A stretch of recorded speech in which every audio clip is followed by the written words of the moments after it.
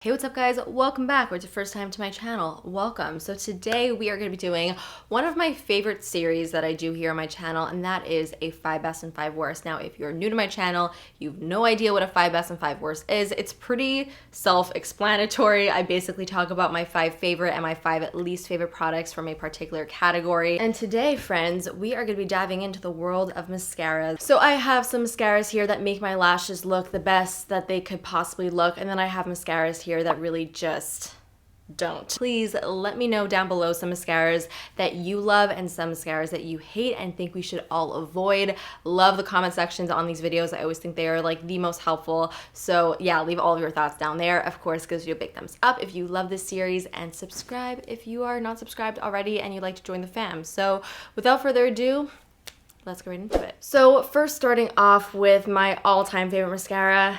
Listen, if you've been around on my channel for a while, you know what's coming.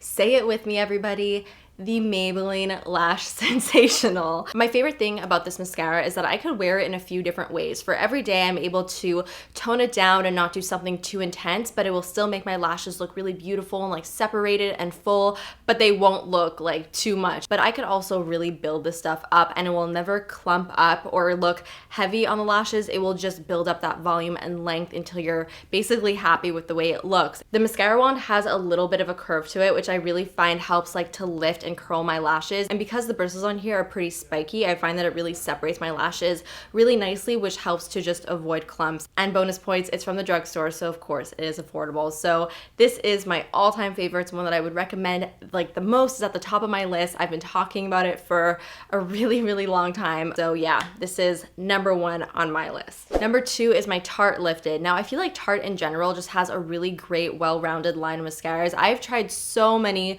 probably almost all of the mascaras that Tarte has, and I have never had really any issues with any of them, but this one is definitely my favorite just because it's really different from anything else that I have in my collection. Now, Lifted is actually a dark brown color. It is not black, but the brown is not like mousy and it's not too soft. It's a really nice, deep, rich brown, and I really like to use this on more of like an everyday basis when I'm doing more of like maybe my no makeup look and I don't really need my lashes to be super intense. I really like wearing this one because it just gives my overall look a little bit more of like a softer vibe. I remember that they released like a whole collection for people who are like active, so it had to be like sweat proof and just, you know, work well under hot conditions, and I find this to be really waterproof. It doesn't like smudge at all throughout the day. Sometimes even when I go to the gym, I want to wear a little bit of something on my eyes just so that I'm not going completely naked. I like to put just a few coats of the Lifted mascara, and it does not go anywhere. And like I said, because it is a dark brown, it looks super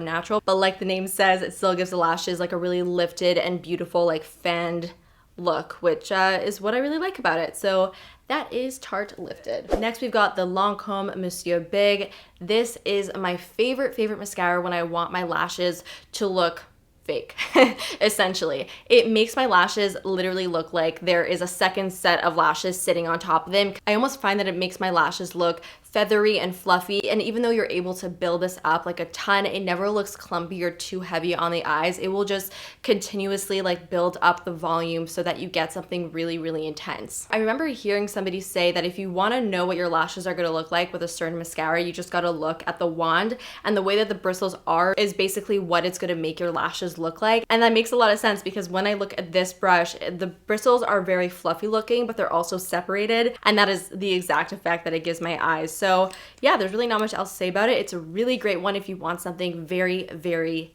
intense. Next up, we've got Benefit Roller Lash. Now this is an oldie but a goodie. I've had this in my collection for such a long time. It's one of those classics that I really do rebuy over and over again. It's just like a go-to that I know will not fail me. I honestly find that this is almost a less intense version of the Lash Sensational. Even looking at the wands side by side, they look very similar. They both have like a spiky wand with a slight curve, but the Roller Lash wand is a little bit smaller, and I feel like because of that, it just doesn't build up as much product on your lashes, so it will give you a bit of a softer effect. So if you are the type of person who doesn't want something like super crazy intense, because the Lash Sensational can get pretty intense, the Roller Lash is a really great option because it will still separate and volumize your lashes and give you that beautiful length, but it also won't be crazy. you know? This is also one of my favorite wands to use for my lower lash line because it is really nice and small and spiky. I feel like I'm really able to like get right up into my base of my lower lashes to separate them and to build up the product there without it going everywhere. Although I do literally always get mascara all over my face no matter what I do. This makes it a little bit easier for that not to happen.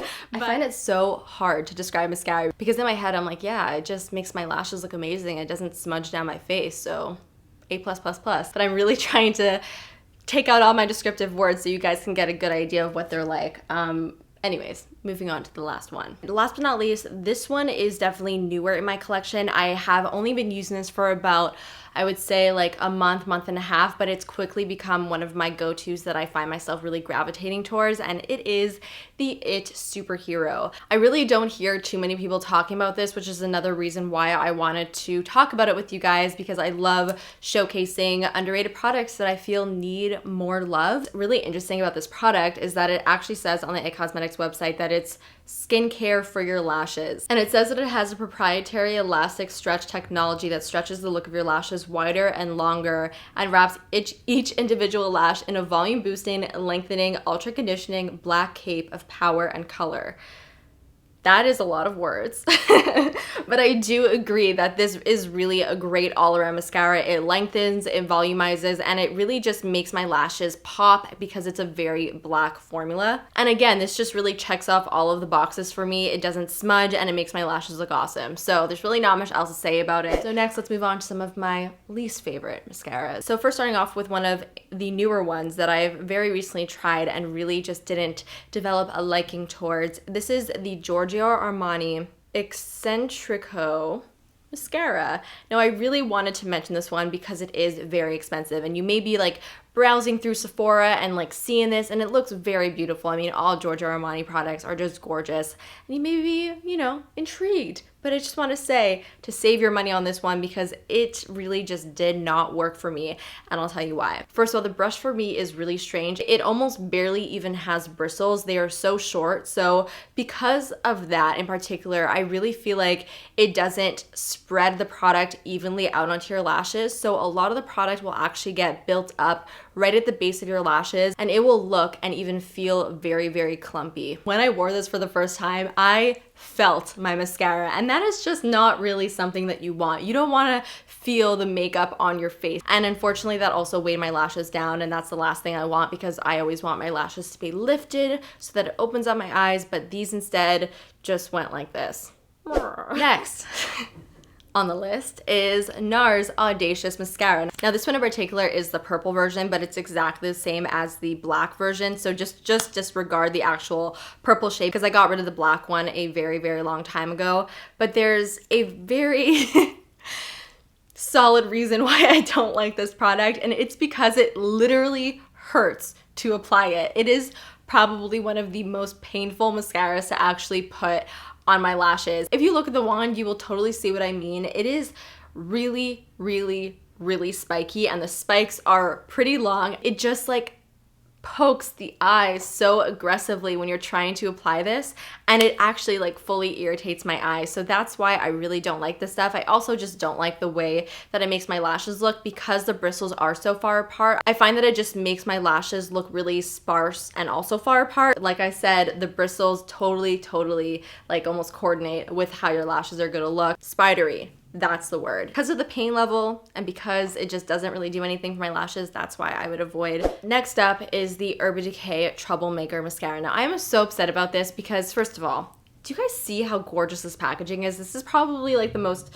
beautiful mascara component that I have ever seen. It's gorgeous. So just from the packaging alone, I was like so excited to try this out, but it really just fell flat for me. And the main reason is because it made me look like a solid raccoon. It really just does not stay on the lashes, and this is a complaint that I see consistently throughout the Sephora reviews that I was looking at earlier, so it's nice to know that I'm not the only one. It's a sort of a strange wand, and it almost reminds me of a mini version of the NARS Audacious wand. Again, it makes them look really sparse and not very voluminous and not very long. It just almost coats my lashes and doesn't really do much else. Let me know if you guys had the same experience with this down below, by the way. I would really like to know. Next, we have a lower lash mascara from Pixi. Now, this is a product that I was very excited to try out because for the longest time I would hear people talk about the Clinique lower lash mascara and how amazing it was. So I was super stoked to try a cheaper alternative to the Clinique mascara, and I was very, very disappointed with this. If I'm going to take the extra step of closing the mascara that I was already using, taking out another one for just my lower lashes, I want it to make them look majestic, beyond anything I could ever achieve with just a normal mascara. And unfortunately, that was not the case.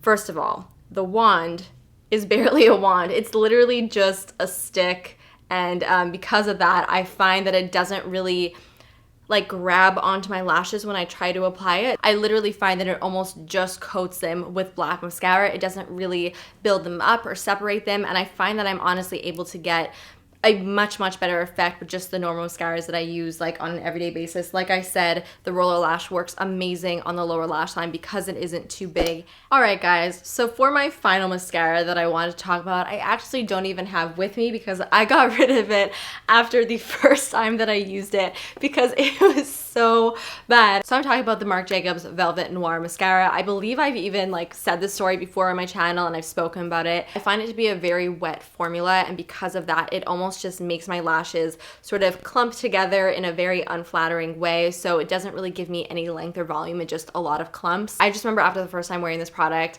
I got into my car at the end of the school day and I looked into my car mirror and I had black. I'm not kidding, like from here to here. It was just an absolute disaster and mess. And I just remember being so embarrassed because I was talking to people the whole day. Nobody told me that I had mascara all over my face. So I was just walking around with raccoon eyes and I had no idea that whole entire day. So that traumatized me. Marc Jacobs products are absolutely gorgeous, and I mean, there's so many of them that I highly recommend. This not really being one of them, especially considering it's a pricier product. It's $33 Canadian, which is really expensive for mascara. And like I said, you get something that is like a third of the price at the drugstore. So guys, that actually finishes off today's video. Those are my 5 current favorite and least favorite mascaras. As per usual, let me know all of your thoughts down below if you tried any of these and what are your thoughts on them. Of course, give this video a big thumbs up and subscribe if you are not subscribed already and you'd like to be part of the fam. So